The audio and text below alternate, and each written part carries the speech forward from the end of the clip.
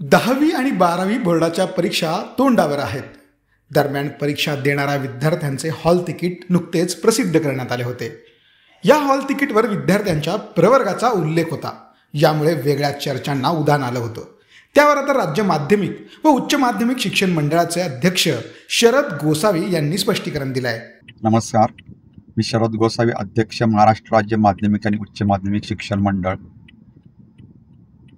10वी आणि 12वीची परीक्षा सुरू होत आहे आणि हे होत असताना विद्यार्थ्यांना हॉल तिकीट, 10वीची आणि 12वीच्या विद्यार्थ्यांना हॉल तिकीट देण्यासाठी ते ऑनलाईन शाळांना उपलब्ध करून दिलेले आहेत आणि शाळांनी ते डाउनलोड करून विद्यार्थ्यांना हॉल तिकीट प्रिंट करून द्यायचे आहेत. हॉल तिकीट तयार करत असताना त्यामध्ये विद्यार्थ्याचं नाव, विद्यार्थ्याच्या आईचं नाव, विद्यार्थ्याच्या घेतलेले विषय, कुठल्या दिवशी कोणता पेपर आहे, किती वाजता आहे आणि किती वाजता विद्यार्थ्याला परीक्षा दालनात उपस्थित राहायचं आहे, म्हणजे रिपोर्टिंग टाईम त्यामध्ये दिलेली आहे.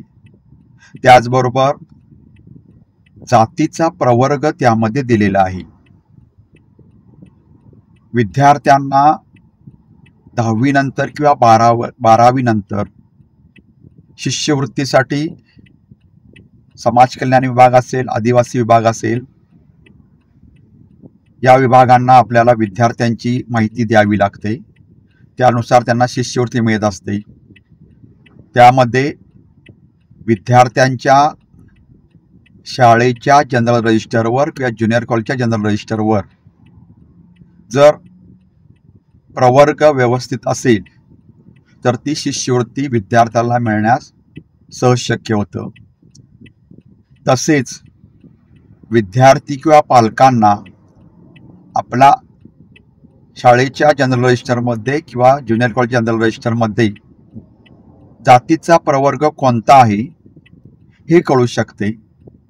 कारण आमच्याकडे अशी अनेक उदाहरणं आहेत की विद्यार्थ्यानं शाळा सोडल्यानंतर किंवा ज्युनियर कॉलेज सोडल्यानंतर विद्यार्थ्याचा जातीचा प्रवर्ग चुकलेला असतो आणि त्यामुळं विद्यार्थ्याला पुढील शिक्षणासाठी अनेक अडचणी येतात.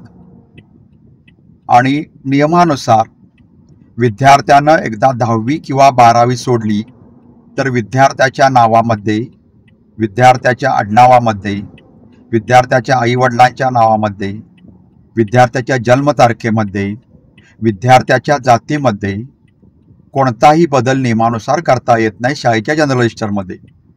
त्यामुळं या हॉल तिकिटाचा उपयोग विद्यार्थ्याच्या पालकांना, तसे विद्यार्थ्यांना आपलं नावाचं स्पेलिंग बरोबर आहे का, आपल्या आईचं नाव बरोबर आहे का, आपली जन्मतारीख बरोबर आहे का, आपल्या जातीचा प्रवर्ग बरोबर आहे का, हे पाहणे अत्यंत महत्त्वाचं आहे.